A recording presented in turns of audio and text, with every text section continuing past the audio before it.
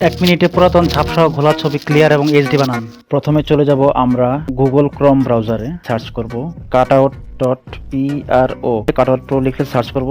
যেখানে cutout pro চলে আসছে একটা ইন্টারফেস, এখানে ক্লিক করব। ক্লিক করার পরে এখানে 3টা ফিচার আছে। মাঝখানে আছে ফটো আপস্কেলার, এই যেটা মাঝখানে, এখানে ক্লিক করব। ক্লিক করার পরে আপলোড ইমেজে চাপ দিব।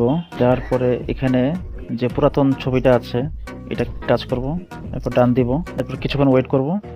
ওয়েট করার পরে ওই পুরাতন ছবিটা নতুন করে এইচডি আকারে চলে আসবে। এই যে দেখতে পাচ্ছেন কি সুন্দর একটা ছবি। ডাউনলোডে চাপ দিব। ডাউনলোডে চাপ দিলাম। দেওয়ার পরে ছবিটা এই যে হয়ে গেল। দেখেন কি চমৎকার। আগের ছবিটা কিন্তু নর্মাল ছিল, সুন্দর পরিষ্কার হয়ে গেছে। আমি একসাথে দেখাচ্ছি দুইটা ছবি কিরকম। গ্যালারিতে যাচ্ছি, এই যে দেখেন, এটা হচ্ছে এখন যেটা করলাম সেটা, আর আগে যেটা ছিল এটা হচ্ছে এটা। আপনারা বুঝতে পারলেন কত সহজেই একটা পুরাতন ছবি নতুন করে এইচডি হয়ে গেল।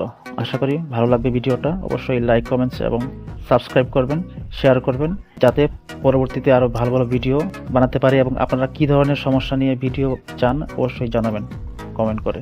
ধন্যবাদ।